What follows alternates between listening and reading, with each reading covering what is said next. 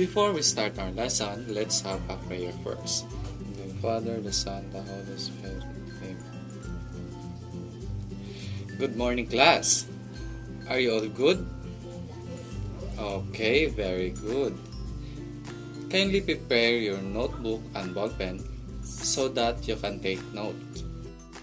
Our lesson for today is all about values education. Now, what is values education? Anyone? Okay, that's right. Values education is the process by which people transmit the values to others. It can be an activity that can take place in any organization during which people are assisted by others. In its full range of meaning, values education includes developing the appropriate sensibilities, moral, cultural, spiritual, and the ability to make proper value judgment and internalize them in one's life. Now class, let's move on to methodologies and techniques. First is, classroom learning activities method.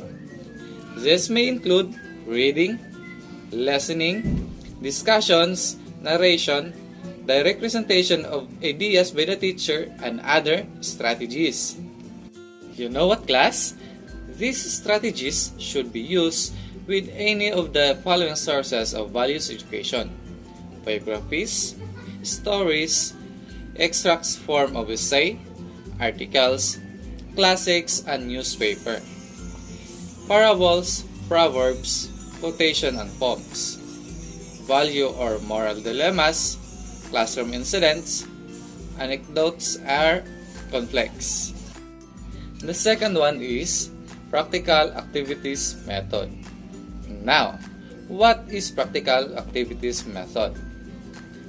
This methods provides the learners with suitable opportunities to practice and live their lives according to the principles and values they have perceived and understood.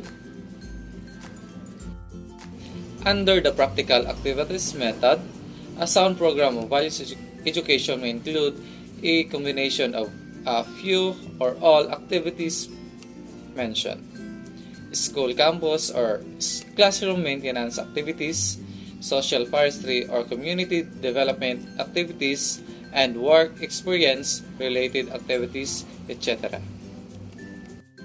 The third one is socialized technique. Now, who can define socialized technique? Anyone? Yes, that's right. The learner in socialized technique is involved in activities and experiences which best represent functions and problems of agents of socialization. This includes social role-playing and acting and modeling. Role-playing activities should be organized based on the life experiences and age level of students. Expected role of an ideal student, teacher, parent, patriot should encourage students to take role-taking activities voluntarily. The last one is incidental learning method. Now, what is incidental learning method? Anyone from the class? Okay, very good. An incident is an episode or experience in the life of an individual or group. It consists in identifying the wrong or right actions of an individual or group, either pre-planned to occur or observed by accident, and reprimanding or rewarding those concerned. It happens outside formal teaching environments. It is what happens when we learn something new from watching TV or reading a book, talking with a friend, and playing a video game. For example, while playing a video game at home, a child improved eye-hand coordination. Now, let's proceed to approaches. Douglas Sopreca, 1976, outlines 8 different approaches to value education. The first approach is evocation approach, or in Tagalog, pagpukaw. Now, who can define this approach? Anyone from the class? Okay, very good. It provides an environment which allows maximum freedom for students and provide a provocative situation for which spontaneous reactions are elicited. The example for this approach is the reaction to a picture of starving children. The second one is inculcation approach, or in Tagalog, pagtatanim sa isip. Now, who can define inculcation approach? Anyone from the class? Okay, that's right. Students are forced to act according to specific desired values, a positive and negative reinforcement by the teacher value inculcation. This can be done by a teacher's natural actions and responses. Third, awareness approach, or in Tagalog, pagkabatid. Now, who can define this approach? Anyone? Okay, that's right. This approach helps students to become aware and identify their own values. The students are encouraged to share their experiences.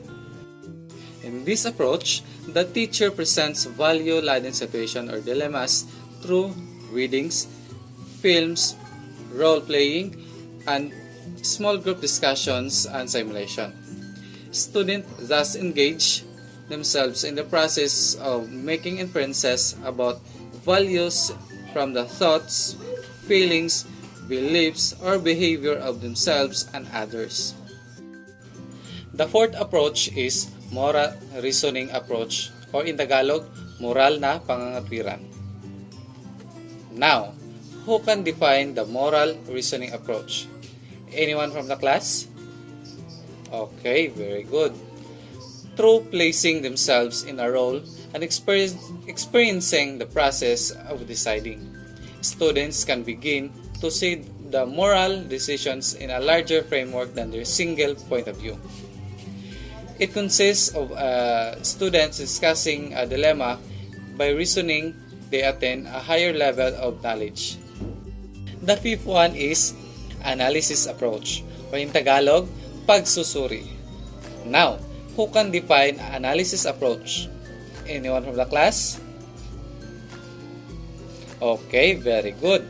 The group or individuals are encouraged to study social value problems. They are asked to clarify value questions and identify values in conflict.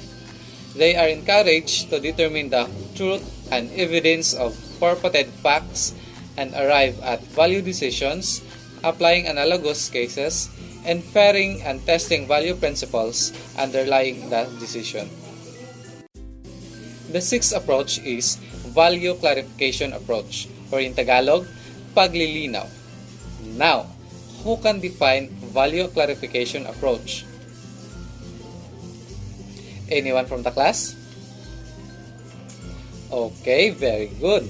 It helps students to use both rational thinking and emotional awareness to examine personal behavior patterns and classify and actualize values. This approach has been detailed by Ratz et al. 1966 and Simon et al. 1972, where the child is made to jot down a self-analysis reaction worksheet consisting of drawings, questions, and activities. The seventh approach is commitment approach, or in Tagalog, pagtitiwala. Now, who can define the commitment approach? Anyone? Okay, very good. It enables the students to perceive themselves not merely as passive reactors or as free individuals, but as inner relative members of a social group and system.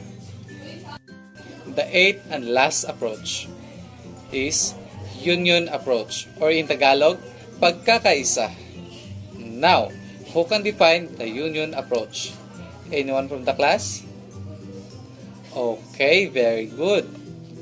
The purpose is to help students to perceive themselves and act not as separate egos but as part of a larger interrelated whole, the human race, the world, the cosmos. Now, we have also other approaches, and this according to UNESCO APIED on Education for Effective Development. First, telling enables a pupil to have a clear picture of a value. Second, inculcating, instilling and internalizing norms into a person's own value system. Third, persuading, convincing the learner to accept certain values and behave in accordance with what is acceptable. Fourth, modeling, epitomizing desirable or ideal values is presented to the learners as a model. Fifth, role-playing, taking the role of another person but without the risk of reprisals. 6. Simulating, pretend to be in a certain situation called for by the lesson and then to portray the events and also by imitating the character's personality. 7th, problem solving. Dilemma is presented to the learners asking them what decisions they are going to take. 8. Discussing situations, stories, pictures, and etc. This technique asks the learners to deliberate on and explain the details in the lesson.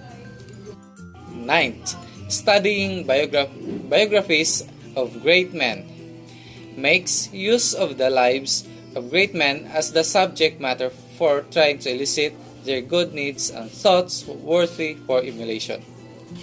10. Moralizing, working out a sense of morality through active structuring and restructuring of one's social experiences. Example, moral reasoning and analysis. 11th, values clarification. Values clarification as a strategy for values development may be considered as learner-centered.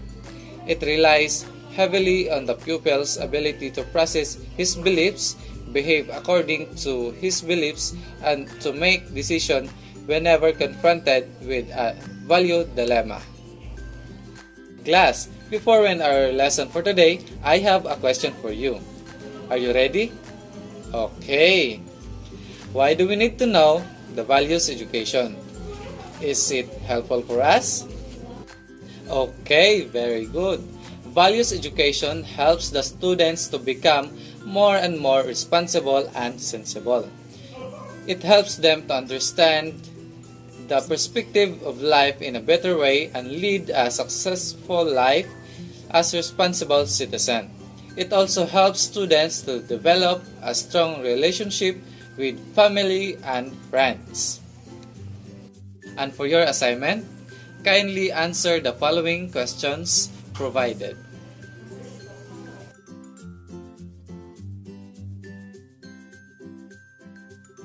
So class, let's call it a day. See you in the next meeting. Goodbye.